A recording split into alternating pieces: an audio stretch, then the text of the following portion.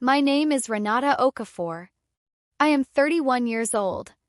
And several months ago I stood on the front porch of the house I grew up in, a worn little place on Sycamore Lane in Millhaven, Kentucky, holding a beat-up thrift store duffel bag and a lie I had spent the entire 6-hour drive rehearsing. I was 2 steps from knocking when I heard my mom's voice float right through the screen door. She was talking to our next-door neighbor, Miss Claudette. Miss Claudette is the kind of woman who waters her roses at 6 in the morning and knows everything about everybody within a 2-block radius. She's lived next door to my parents for over 30 years, and she has never once missed a single piece of news on that street. My mom's voice drifted out like smoke. If Renata's actually coming this weekend, she better be ready to write a check. Darren's 4 months behind on the mortgage, and I haven't even told her yet. Miss Claudette clucked her tongue. Oh, Laureen. How much behind are y'all? Don't even ask, my mom said. And then she laughed. I let my hand drop to my side. Just stood there on that porch, the July heat pressing against my back like a flat iron, listening to my own mother talk about me like I was a payment method. And the worst part? I was not even shocked. That right there, the not being shocked, that's what got to me more than anything she said. See, I didn't drive back to Millhaven to visit my family. I came back to lie to them. I wanted to walk in there and tell everybody I'd been laid off, that my savings were gone, that I had nothing left. I wanted to sit at that kitchen table and find out, just once with no filters, whether they'd still want me there if I had nothing to give them. I wanted the truth. I just didn't know yet how bad it was going to hurt. Now, before I go any further, I want to ask you something real quick. If you have ever felt like the ATM of your own family, the one everybody calls but nobody actually checks on, drop the words "I know this feeling" in the comments right now. I want to see how many of us are out here. And if this story is hitting home, go ahead and hit that like button. Tells me to keep sharing stories like this one. Okay, let me take you back to where all of this really started. Millhaven, Kentucky is the kind of town where everybody knows what you had for dinner because your cousin told their coworker at the gas station. The biggest employer in town, Caldwell Sheet Metal, shut down about 14 years ago and took 800 jobs with it. My dad, Darren Okafor, worked the floor there for 22 years. When the plant closed, he was 49 with a partial pension, a bad right knee, and too much pride to ask anybody for help. My mom, Laureen, spent 15 years working as a home health aide before her back gave out and she quit at 51. Together, they had just about enough to keep the porch light on, as long as nothing ever went wrong. Then there's my older brother, Devin. He's 4 years older than me, and he never left Millhaven. He dropped out of technical school after 1 semester, moved into the converted garage behind my parents' house. They called it the studio like it was some kind of apartment, and has been living there rent-free for the past 9 years. He picks up odd jobs when he feels like it. Landscaping in summer, car wash stuff in the fall. Maybe 20 hours a week, but spending like he's pulling 60. Nobody ever said a word about it. When I got accepted to the University of Tennessee on a partial academic scholarship, I walked into that kitchen shaking. I had worked 2 jobs all through high school, cashier at the Food Lion on Route 9, plus weekend shifts at a dry cleaner 2 towns over, just to save enough for application fees and show I was serious about going somewhere. My dad looked up from the TV, read my acceptance letter once, set it down on the coffee table and said, "Good. That's one less mouth." No hug. No phone call to the relatives. No photo on the refrigerator. Just a 4-word summary of how my leaving helped the household budget. 2 months after that, Devin quit his job at the hardware store because his boss asked him to show up on time. My mom made his favorite chicken and dumplings. They watched movies all weekend. Nobody said a word about the job. But I've never forgotten the math. My big achievement was counted as money saved. Devin's failure got comfort food and quality time. Kids notice these things. I noticed. And I carried it a lot longer than I should have. The phone calls started the first month I had a real job. I was 22, fresh out of UT with a business degree and a junior operations analyst position at a mid-sized logistics company in Atlanta. $46,000 a year before taxes. I was eating instant noodles 4 nights a week and splitting a 2-bedroom apartment with a woman named Priya who worked early hospital shifts and went to bed every night at 8:30. My phone rang on a Wednesday. Mom. Not, how's Atlanta treating you? Not, did you find a church you like? Not, baby, are you sleeping okay?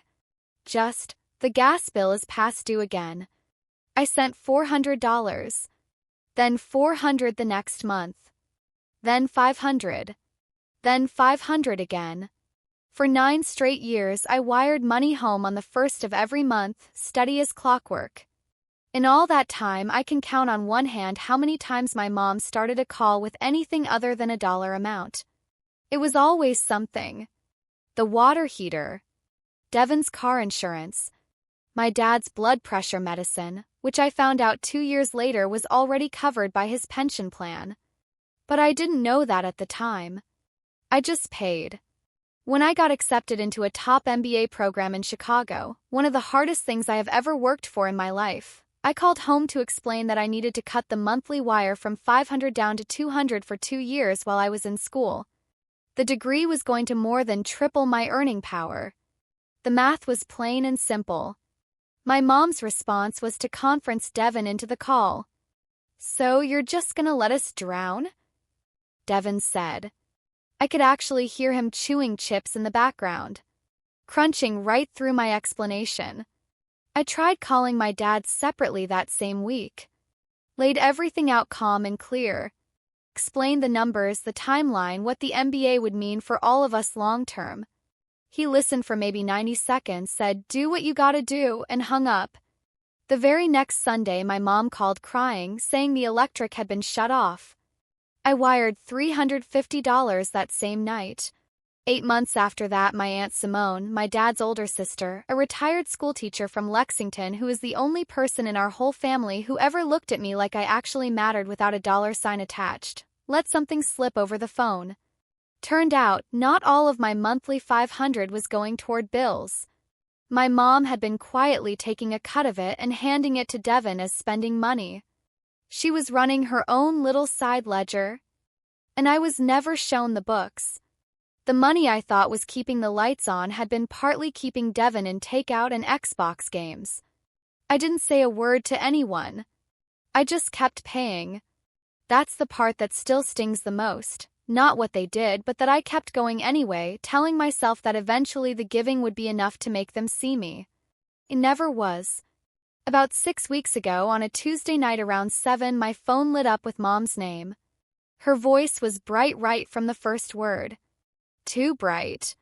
My mom has 2 different tones, one for when she's actually happy and one for when she's performing happy because there's a bill waiting behind it. I've known the difference since I was 9 years old. Baby girl. We're doing a big cookout the 4th of July weekend. Both days. The whole block is coming. You should drive up. What's the occasion? I asked. Do I need an occasion to see my own daughter? Yes. Honestly, yes. The last time I'd been back to Millhaven was almost 2 years ago, for what I thought was a casual birthday dinner for my dad. Halfway through the sweet potato pie, my mom turned to me in front of everyone and said, "Renata, Devon's truck payment is 45 days late. Could you help him out just this once?" Devon nodded along like we had practiced it. Fork in his hand. Couldn't even be bothered to look uncomfortable. I paid it. $1,400. Nobody said thank you. Not that night, not the next week, not ever. So when Tuesday's call came in with that too bright voice and that too easy invitation, I made a decision. I would go home. But I'd bring a different version of myself. One with no job title, no direct deposit, and no checkbook. I wanted to see, with my own eyes, no doubts, whether they would love me, worry about me, or even just ask how I was doing if I showed up with nothing to offer. Before I left, I called Aunt Simone. She teaches Sunday school in Lexington now, and she is the most no-nonsense person I know. I told her the whole plan. She was quiet for a good while. "Renata, honey," she finally said. "I think you already know what you're going to find. But you need to see it with your own eyes so you can let it go." Go. I packed that beat-up duffel bag and hit the road. Somewhere on I-75 coming through Tennessee, I stopped at a rest stop and pulled up a spreadsheet on my phone. I had started it years ago as a simple tax record, just logging the outgoing wire transfers. Somewhere around year 4, it had turned into something else entirely. A ledger. Proof that I had tried. The number at the bottom, $162,000. That's a full down payment on a 3-bedroom home in Atlanta. That's close to 3 years of retirement savings. That's a whole life I had been putting off, one wire transfer at a time. But the money wasn't even the hardest part. It was the smaller stuff. The way I had never once brought a friend or a coworker home to meet my family. The way I made up a new excuse every Christmas when people asked if I was heading back to Kentucky. Last year at our company holiday party, my boss asked me directly. I smiled and said, "Staying in Atlanta this year. I like the quiet." I've been saying some version of that sentence since I was 23. There's a habit I've never told anybody about.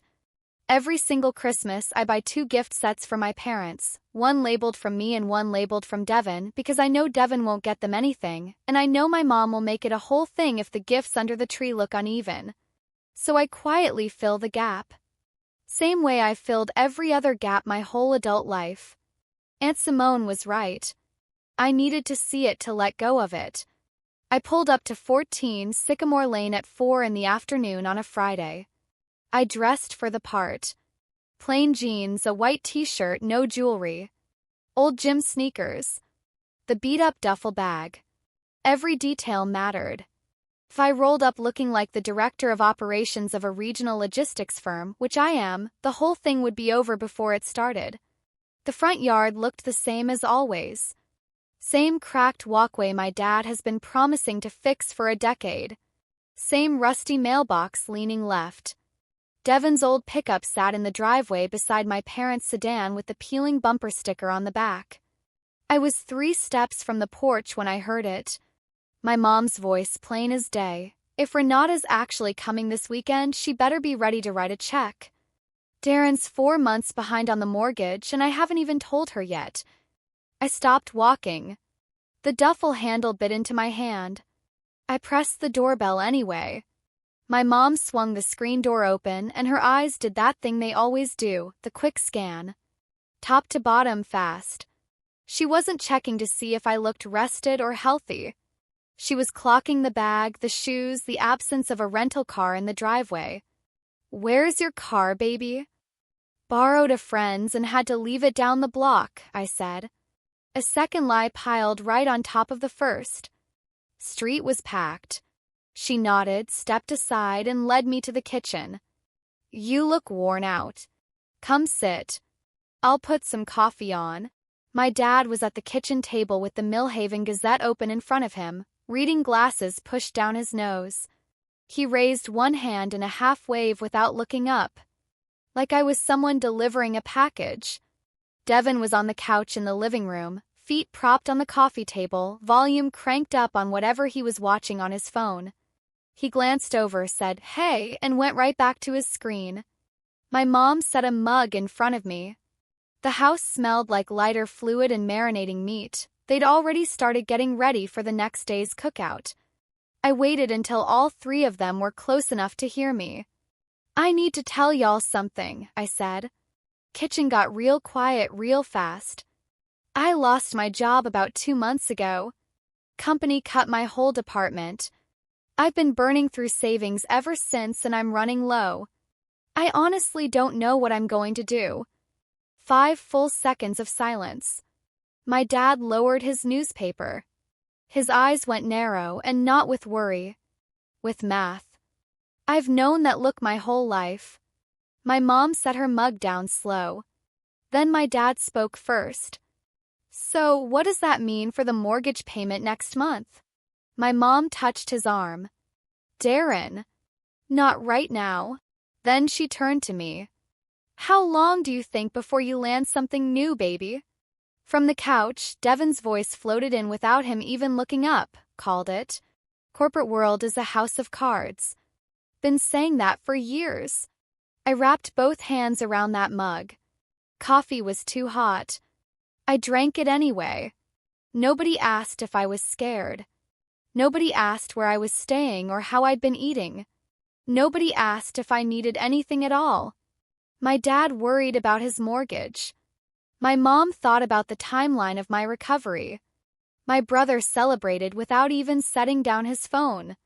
I sat there steady because I had prepared for this exact moment. But I had not one bit prepared for what was coming the next morning. If you're still with me right now, I need you to do something.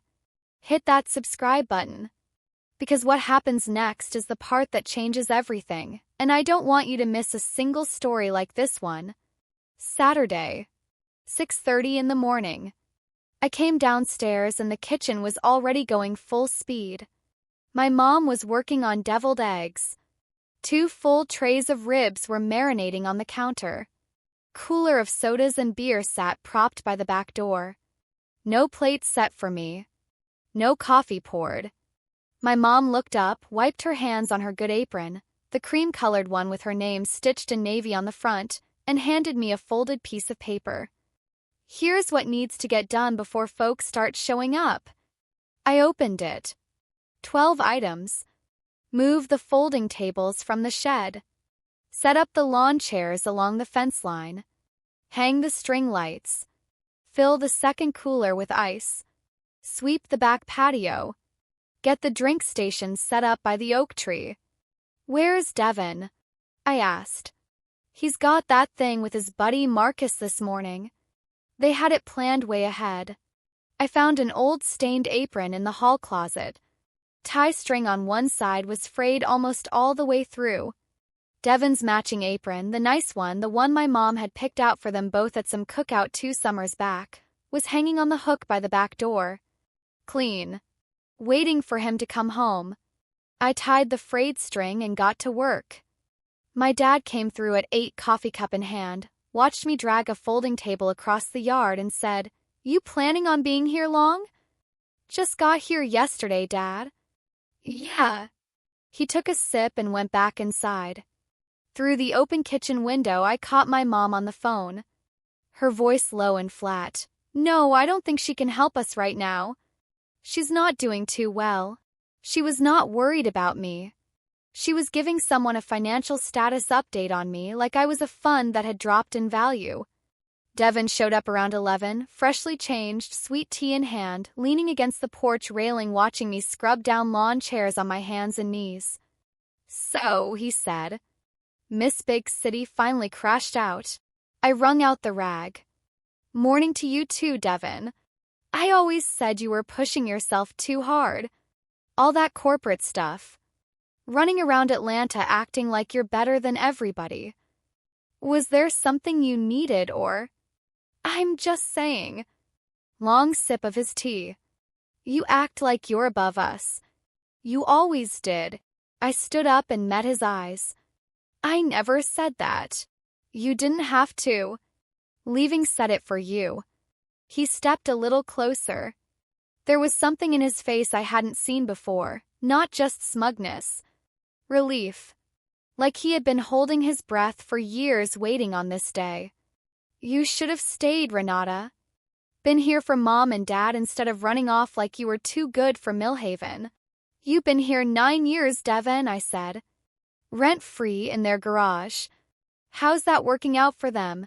His jaw went hard. He turned around and walked inside without another word. But Devin always saves his real shots for when people are watching. And in 2 hours, he was going to have a whole yard full of them. By 1 in the afternoon, the backyard was packed. Miss Claudette came first, wide hat, Tupperware of coleslaw that nobody asked for, and planted herself in the chair with the best line of sight to everything. My parents' church friends showed up next, the Pattersons, the Wrights, old guys from the sheet metal plant days. And then there was one person my dad had made very sure to invite, a man named Glenn Burgess. I hadn't recognized the name at first, but Aunt Simone had mentioned him to me weeks back.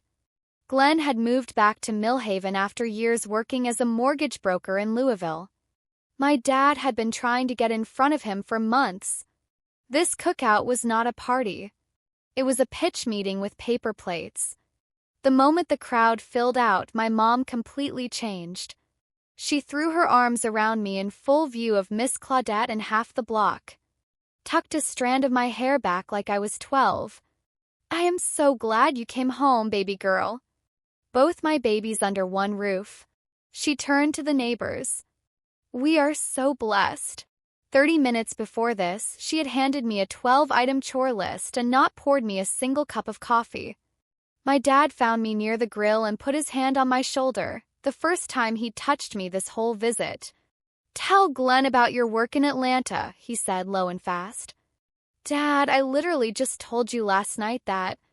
He cut me off because Glenn was walking over right then with a beer. "She's taking a little career break," my dad said, slapping my back. "Recharging. You know how the sharp ones do." He knew I had said I was out of a job. He sat at the same table and watched me say it. But he would rather make something up than let his guest see his daughter struggling. He wasn't embarrassed for me. He was embarrassed of me. There is a very big difference between those two things. I slipped inside during the afternoon to grab ice from the chest freezer in the utility room. I was cutting through the back hallway when I saw something through the half-open door of my dad's little home office. An envelope on the corner of his desk. My name on the front. Return address, Capital One. Account name, Renata J. Okafor. I pushed the door open and picked it up. It was a credit card account. Balance of $4,200. Credit limit of $6,000. Billing address, 14 Sycamore Lane, Millhaven, Kentucky. My parents' house. I had never opened this account. Never seen this card in my life. I flipped to the transaction list. A tire shop in Millhaven. The Walmart on Bypass Road. A nail salon on 5th Street. A furniture consignment store over in Bowling Green. Minimum payments sometimes skipped. My hands stayed still. I made them stay still. I photographed every single page with my phone. Front back all the way through. Then I put the statement exactly back where I found it. Same angle, same corner, same crease. I walked to the freezer, grabbed the ice, and carried it back out with both arms like nothing had happened. $4,200. Charged on a card with my name on it. At addresses I had never been to. Without one word to me. It wasn't the biggest number in this story. But it was the one that changed everything. Because it didn't just mean my family treated me like a financial tool. It meant they had actually made me into one, legally on paper without blinking. And I was standing in their backyard, holding a bag of ice, smiling at their guests. I settled into a lawn chair near the oak tree when Miss Claudette materialized beside me. She has radar for open seats. "Renata, honey, you look thin. You eating enough down in Atlanta?" "I'm fine, Miss Claudette." She leaned in close, dropping her voice the way she does right before she tells you something good. "I have to say, your daddy nearly lost this house last spring. 4 months behind on the mortgage. The bank sent people out here. Your mama was crying about it at church. Pastor Elroy almost took up a collection." I kept my face neutral. "I didn't know about that." "Well," she patted my arm. "I was sure you knew. Your mama tells everyone how well you're doing down in Atlanta." "I told my husband Earl," I said. "Renata must know." "Surely." 4 months behind. While I was wiring money home every single month, they were still falling behind. Which meant either the bills were worse than they ever let on, or the money was going somewhere other than where they said. I thought about the credit card with my name on it. I thought about the nail salon in the transaction list. I thought about my mom's voice through the screen door saying she better bring her checkbook. For the first time all weekend, I stopped just watching. I started calculating. Cookout wound down around 7:30. My mom collected plates. I washed dishes. Devin disappeared before the last car left the block. By 9, the house was dark and quiet. I went upstairs to what used to be my bedroom. It wasn't anymore. The full bed I slept in for 18 years was gone. In its place, 2 tall shelving units packed floor to ceiling with Devin's overflow, bins of clothes, power tools, stacked up boxes of his stuff he had been storing up there for who knows how long. A folding cot was set up in the corner with a flat pillow and a quilt that smelled like the basement. They didn't even pretend. I sat down on that cot and called my best friend from college, Tasha Warren. Tasha went to law school at Vanderbilt, clerked for 2 years after that, and now runs her own practice in Nashville focused on consumer finance law. She is also the most straight-talking person I have ever met. "Talk," she said when she picked up. I told her about the credit card. "Renata." Her voice went flat and serious. "That is identity fraud." "I know. I'm not looking to press charges. I want options." Pause. "What kind of options?" "I want to know who holds the mortgage note on this house." Long silence. Then, "Girl, what exactly are you thinking?" "I'll call you Monday." I lay back on the cot. Devin's boxes stacked up on both sides of me. A water stain spread across the plaster ceiling in the shape of something I couldn't name. "Get some sleep." "You get some sleep," Tasha said. "And Renata, you are not wrong for whatever you're about to do." I lay there and stared up at that ceiling. I did not sleep. Not because I was angry, though I had every right to be, but because for the first time in my adult life I had a real plan. And it scared me and settled me at the same time. Sunday. Day 2. My dad was on the phone before 6 in the morning in the kitchen using that low formal voice he puts on when he needs something. I caught pieces from the hallway. He was talking to Glenn Burgess. "Really appreciate you coming by again. I wanted a real chance to sit down about the refinancing situation." There it was. This cookout was not a celebration. It was a setup, 2 days of ribs and sweet tea and string lights, all built around getting Glenn Burgess to a table and making an ask. One day might not have been enough. So they made it 2. By noon the yard filled up again. Same people plus a few new faces, guys from my dad's old bowling league, and a woman named Darlene who introduced me to everyone as the city girl. I was put on grill duty. Devin sat in a folding chair in the shade the whole time. Glenn wandered over to the grill around one. "Your dad talks about you a lot," he said. "Says you've got a real head for numbers." I almost laughed out loud. "Does he?" "Real proud of you." The man who told me getting into college was one less mouth to feed brags about me to people who might be useful to him. That right there is a one-sentence summary of my entire childhood. An hour later, my dad walked up while I was filling the cooler with ice. Jaw set. As not quite meeting mine. The face he makes when he needs something and can't stand that he needs it. "Listen," he said, keeping his voice low. "I need you to talk to Glenn for me. About the mortgage. You know finance. He'll take you more serious than he takes me." "Dad, I told you last night I'm out of a job." He waved his hand like I'd said it might rain later. "I don't care about that right now. I need you to handle this." I let those words hang in the air between us. "I need you to handle this." Not, "I know you're going through something, but could you maybe help?" Not, "I hate to ask, but we're in a bind." Just, "I need you to handle this." Like reaching for a tool off the wall. "I am not in a position to do that, Dad." His face dropped. The manners fell right off, and something cold and old came through underneath. "You were never in a position to do anything real for this family." The words landed in my chest like a fist. 9 years. Every first of the month. I paid Devin's truck note. I kept the gas on. I'd wired money in the middle of the night when my mom called crying. And he was standing there telling me I had never done anything real. He looked past me and walked away. Couple of guests nearby caught it. The bowling league couple. Darlene. They saw enough to know something had just happened. I stood by that cooler with the ice scoop in my hand and made myself stay still. 20 minutes later. 2 more beers in him.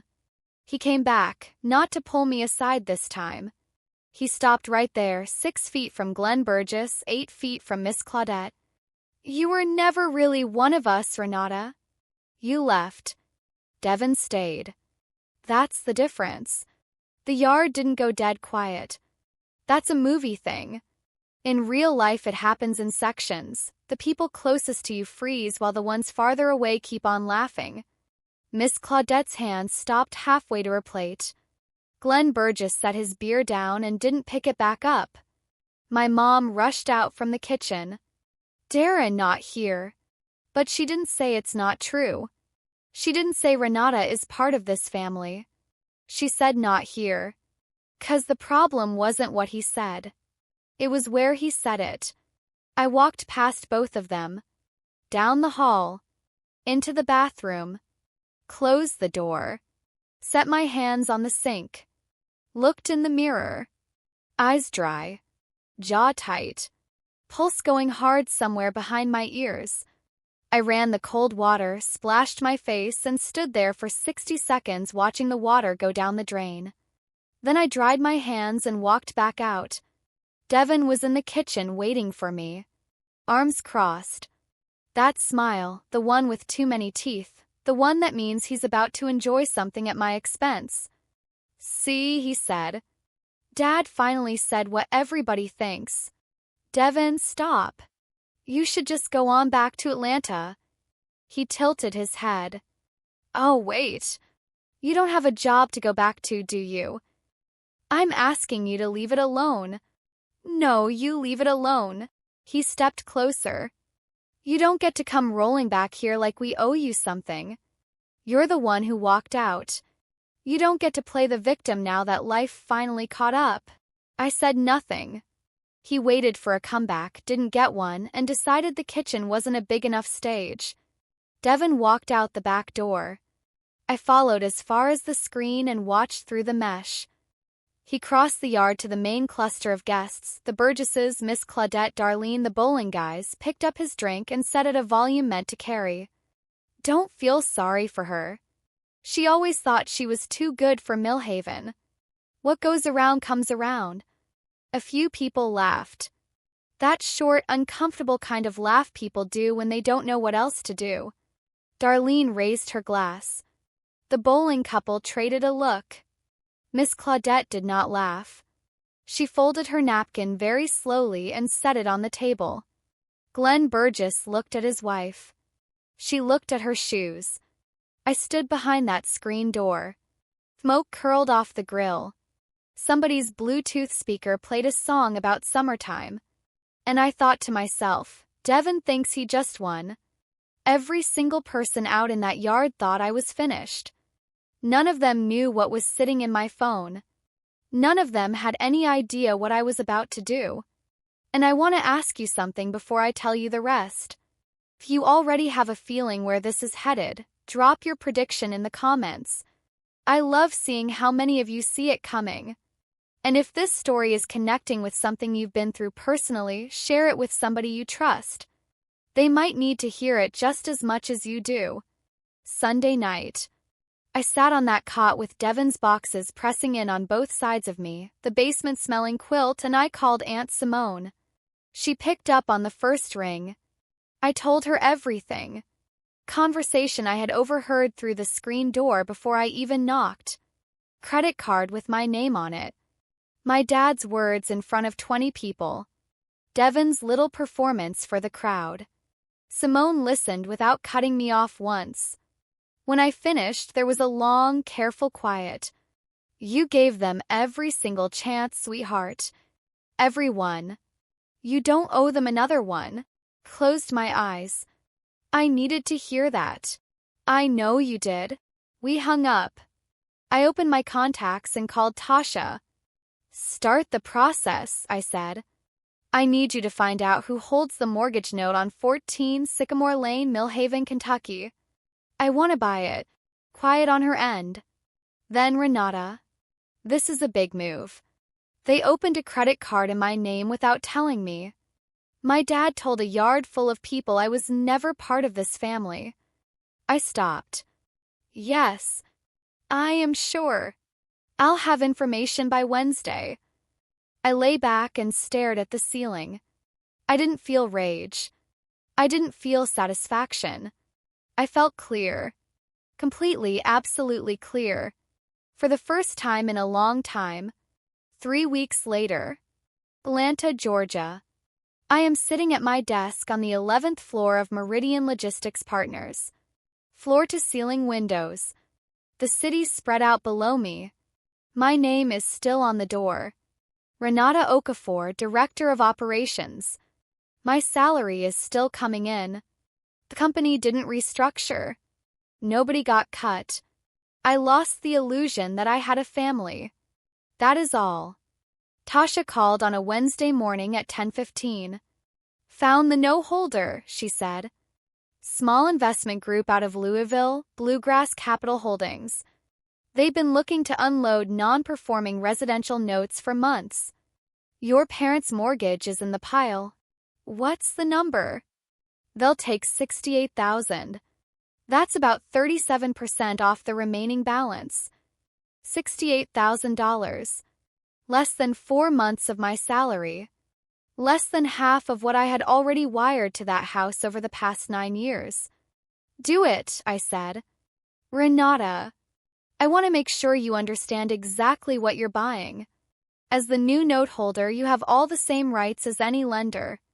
That includes the right to start foreclosure proceedings if the loan stays delinquent. I understand. The wire went out that same afternoon. By Thursday, Tasha confirmed the transfer. The mortgage note on 14 Sycamore Lane, Millhaven, Kentucky now belonged to a company called Blue Ridge Paper Holdings, LLC. Mine. I sat in my office after everybody else had gone home and watched the city light up below me, block by block, like a circuit board coming on. I didn't feel like a winner. I felt like someone who had finally stopped losing. I also had Tasha prepare a separate demand letter for the $4,200 credit card account, but we held it. Filed it away in her office. A safety switch I prayed I'd never need to flip. Then I had her draft the notice of assignment and mail it to Darren Okafor at 14 Sycamore Lane. Registered delivery. Signature required. 11 days later. Tuesday, 9:18 at night. My phone buzzed. The screen read, Dad. My dad has called me 3 times in the past 2 years. Every one of those calls was because my mom told him to. He does not call on his own. I let it ring twice. Then I picked up. Renata. His voice was completely different. Higher. The authority was gone and something raw and exposed had taken its place. What in the world is this letter? It says the mortgage was sold to some company. That's my company, Dad. Dead air. I counted. 6 seconds. 8. What? I bought your mortgage. I am your lender now. I heard his breathing change.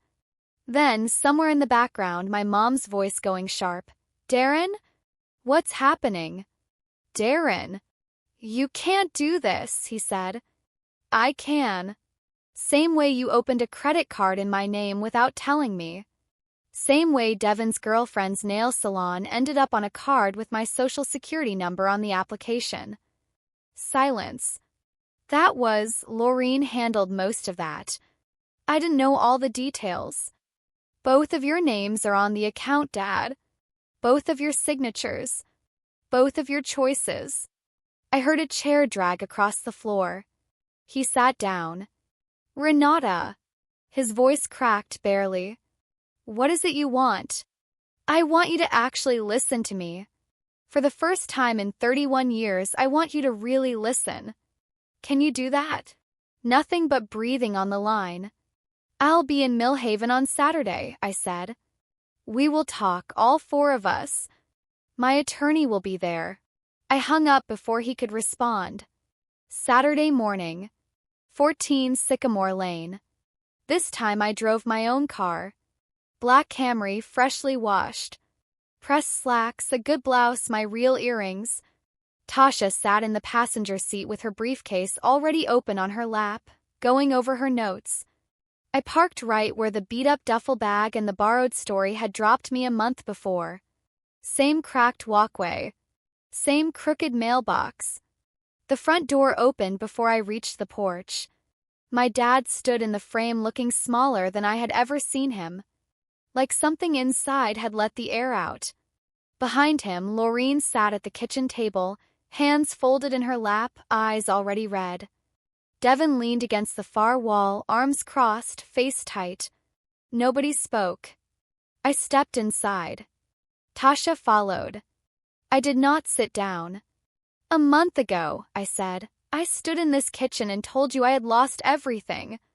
Dad, your first words were about the mortgage. Mom, you asked how long before I'd be earning again. Devin, you told 20 people that karma was catching up to me. I looked at each of them in turn. I want you to know what's actually true. I did not lose my job. My company did not restructure.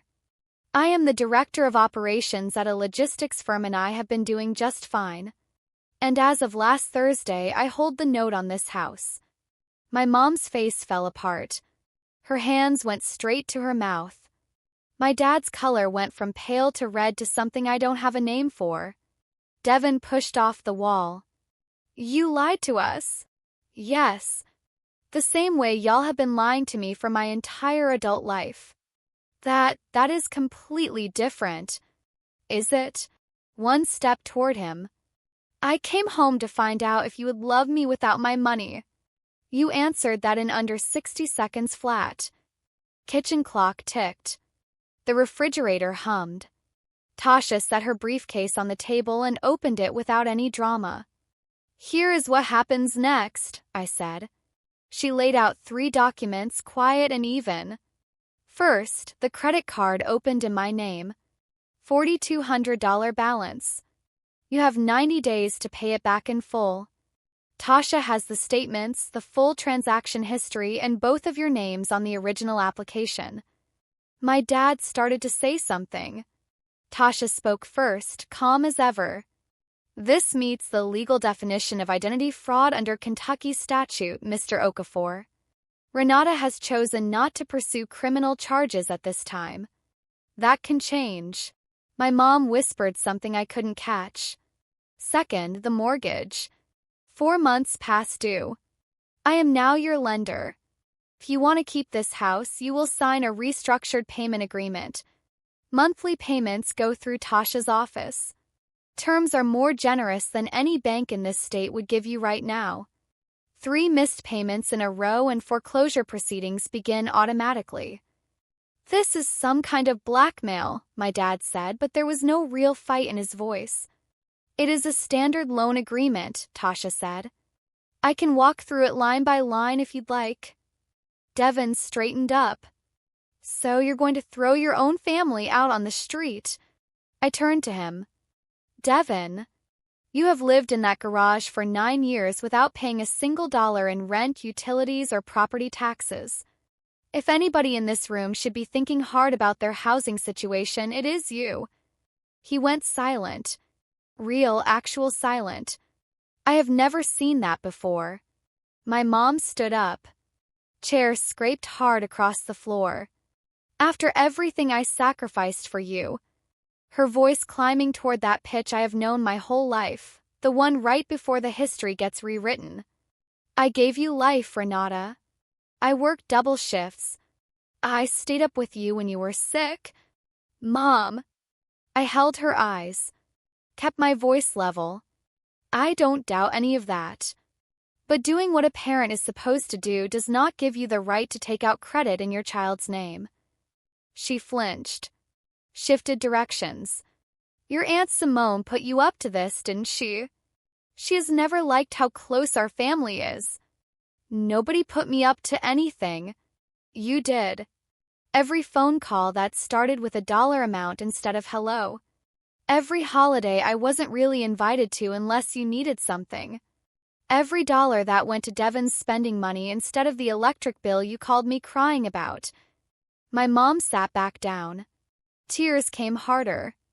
Devon handed her a paper towel from the counter. He didn't say anything. My dad had not spoken in several minutes. He stared at the papers on the table, jaw working slowly. Then he said the only thing he had left. So that's it. You're just done with us. I let the question breathe. I'm done with the arrangement, Dad. I'm not done being your daughter if you ever decide you want that. Something moved in his eyes. I don't know if it was shame or just plain exhaustion, but it was something I had never seen on his face before. The terms are all in writing, Tasha said softly. Take the week. My number is on the last page. I picked up my bag. I walked through that kitchen, past the counter where my mom handed me a chore list without pouring me coffee, past the living room couch where Devon sat on his phone while I dragged furniture around the yard, past the hallway where my bedroom used to be before they filled it with his boxes. Tasha was already at the door. On the porch, I stopped. The air smelled like cut grass and old charcoal. The crooked mailbox cast a long shadow across the cracked walkway. Across the street, Miss Claudette was on her porch. She looked up. I gave her a small nod. She nodded back slow. I think she already knew something big had shifted. And by the next morning, the whole street was going to know too. Tasha opened the passenger door. I got in. We pulled away. I watched 14 Sycamore Lane in the rearview mirror. The sagging porch. Cracked walkway. The mailbox my dad is never going to fix. Got smaller and smaller until we turned onto Route 12 and it was gone completely. I did not cry. Not because I am tough. 'Cause I used up those tears a long time ago, in a dorm room at UT, the night I realized nobody was going to drive up for my freshman orientation. I spent them all that night. There weren't any left for this. 20 minutes of highway. Then Tasha said, "You did the right thing." I know. You also gave them better terms than they earned. I know that too. The road opened up ahead of us, straight and clean and heading south. 1 month later, Aunt Simone called on a Thursday evening with that voice she gets, half amused, half sad, the one she uses when family drama has officially gone public. "Honey," she said, "you are the talk of Millhaven." Miss Claudette was the starting pistol. Within 2 weeks of my visit, the story had made its way through First Baptist Women's Ministry, the checkout line at the Kroger on Route 9, and at least 3 neighborhood group chats. The version going around, Simone told me, was basically accurate. Darren and Laureen treated their daughter like a personal ATM for years. She came home pretending to be broke. They showed her exactly who they were. She came back and bought their mortgage. My dad stopped going to the Saturday morning coffee group at the diner on Main Street. My mom hadn't been to women's ministry in 3 weeks. Devon was taking it the hardest, because he was the one who stood in front of that cookout crowd and laughed, and those same people now knew the whole story. Darlene stopped returning his texts. The bowling couple crossed the street when they spotted him at the hardware store. And Glenn Burgess. He called my dad about a week after my visit and withdrew his offer to talk refinancing. "I don't feel comfortable getting involved with y'all's situation right now, Darren." "I'm sorry." He didn't say why. He didn't have to. I sat on my balcony in Atlanta with the phone against my ear, watching the last of the summer sun drop behind the skyline. "How do you feel about all that?" Simone asked me. I thought about it honestly, the way she always taught me to. "Not happy," I said. "But not guilty either." She was quiet for a second. "That is the healthiest thing I have ever heard you say." 6 weeks in. Thursday night, 9:40. My phone lit up with Devon. I answered. I had told myself I would answer once. "Renata." His voice was different. Softer. Like he'd been practicing. I've been thinking a lot about the cookout, about what I said in front of everybody. I was way out of line and I'm really sorry. Can we just start over? I let the quiet sit for 3 full seconds. I appreciate you saying that. Tell me, what exactly are you sorry for? A long pause. Just the whole thing. I was stressed. Mom and Dad put a lot on me too. Being the one who stayed isn't easy either. You don't know what it's like. There it was. The pivot. Right on schedule. He wasn't apologizing. He was building his defense. Devin, you told 20 people that karma was punishing me. You told me I was faking my career. You told me I don't belong in my own family. Which one of those was the stress talking? Silence. Then, all of it, I guess. I didn't mean any of it. You meant every word. You've been saying versions of it since we were teenagers. The only difference this time was the audience. He started crying or did something that sounded like crying. And after 31 years, I genuinely could not tell the difference between the two. And that right there, that not being able to tell, is the whole problem in a nutshell. So, you're cutting me off? I am not cutting you off. I'm telling you what a real apology sounds like. When you can tell me exactly what you did wrong, with no mention of Mom or Dad or stress or anyone else, I will listen. He hung up. An apology that explains why it was somebody else's fault isn't an apology. It's a redirect. I had been following Devin's redirects for 31 years. That was the last one. 2 months after Millhaven. A Monday morning. Tasha forwarded me a payment notification, $893. From Darren J. Okafor. Mortgage payment. On time. First one in over 4 months. I read it twice. Simone filled in the rest. My dad had taken a part-time job at an auto parts store in town, the same chain he used to buy supplies from back in his Caldwell sheet metal days. $12 an hour, about 25 hours a week. He walked there in the mornings because they were down to 1 car now. My mom had started selling her baked goods through a church marketplace app. Pound cakes, peach preserves, sweet potato pies. $60 or $70 a week. Not much. But it was hers. They were contributing together. For the first time. 3 days after the payment cleared, my dad sent me a text. Payment sent on time. 4 words. No, I love you. No, I'm sorry. No, how are you doing? Just a transaction receipt from a man who has spent his whole life speaking in transactions. I looked at that message for a long time. I didn't reply. But I didn't delete it either. I moved it to a folder I named Maybe. Simone called that weekend. Don't expect miracles, baby. But don't deadbolt every door either. Just keep one locked. I will. One more thing, she added. I could hear her smiling through the phone. Your father told Devin he needs to start paying $300 a month in rent on that garage. Starting next month. I set my coffee down. He actually said that? Held firm too. Devin pitched a fit. Laureen tried to step in. Darren held firm. First time I've seen that in years. She paused. Maybe the last time. Hard to say. But it happened. Something might be shifting behind that locked door. I don't know yet. But the lock stays on.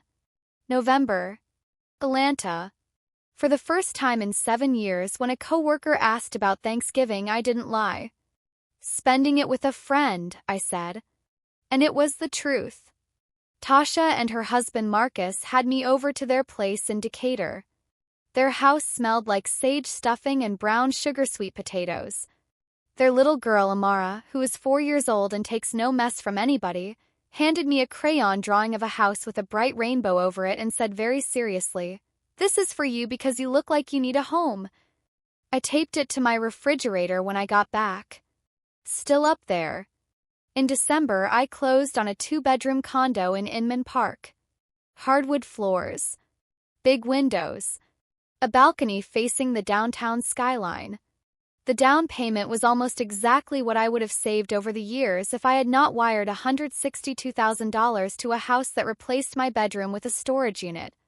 The first night in my own place, I sat on my couch in my home, bought with my own money, and ate takeout and drank a glass of wine and listened to the city hum below me. Quiet. Mine. For the first time in longer than I can remember, being alone didn't feel like being left behind. Felt like finally being able to breathe all the way. My phone buzzed.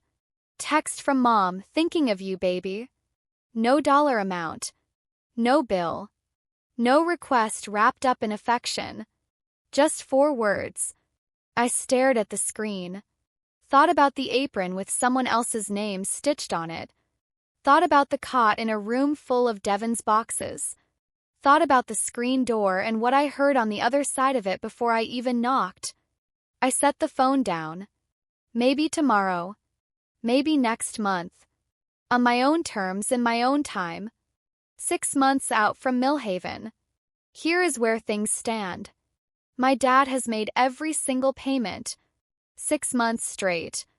Tasha confirms each one. Same forward text every time, payment sent on time. He hasn't called. Hasn't apologized in words I can actually hear.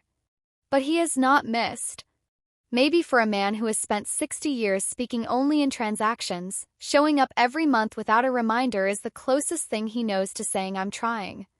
My mom texts every Sunday. Short messages. Nice weather here in Millhaven.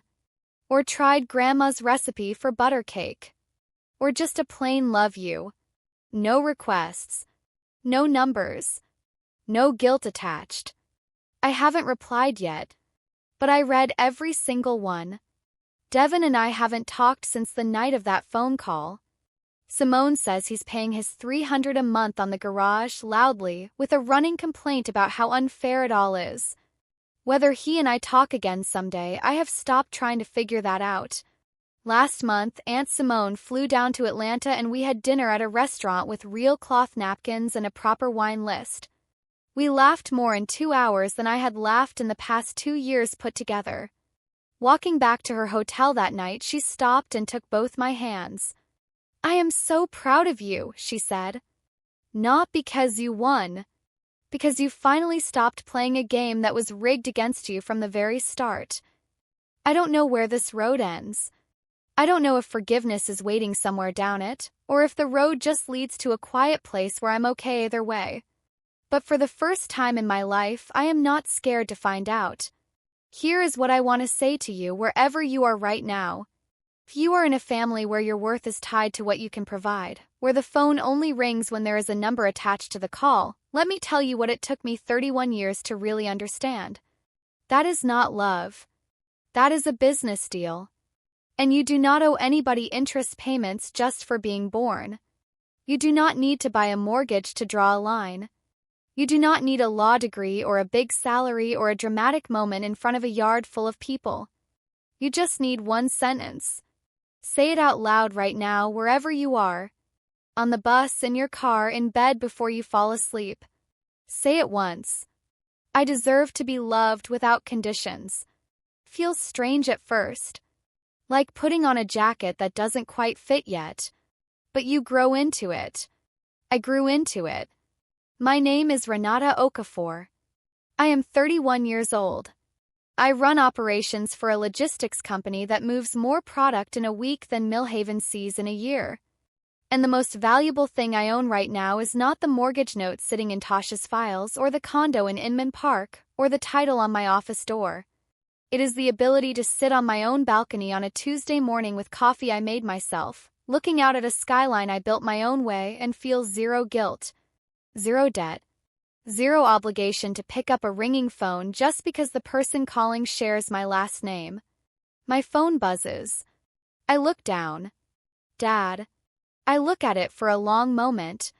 Take a slow sip of my coffee. The steam curls up and disappears into the morning air. Maybe I'll answer tomorrow. Maybe next week when I feel ready. But today? Today is mine. Now I want to hear from you. If you have ever been the one everybody leans on but nobody checks on, type "I've been there" in the comments right now. Just those 3 words. I want to know how many of us are sitting in that same kitchen. And if this story touched something real for you, if it made you think about somebody in your life or a situation you've been carrying, share it with one person today. One person who might need to hear it. That is how these stories find the people who need them most. If you are new here, welcome. Hit that subscribe button and turn on notifications so you never miss a story. Every single story on this channel carries the same message: you deserve to be loved the right way. No strings. No conditions. No invoice. Drop your city and your local time in the comments. I love knowing where in the world you're listening from. And if you've already set a boundary with someone you love, type "my turn" below. If you're still working up to it, type "not yet but soon." I read every single comment. Everyone. Thank you for staying until the end of this one. It means more than you know. Take care of yourself. I'll see you in the next story.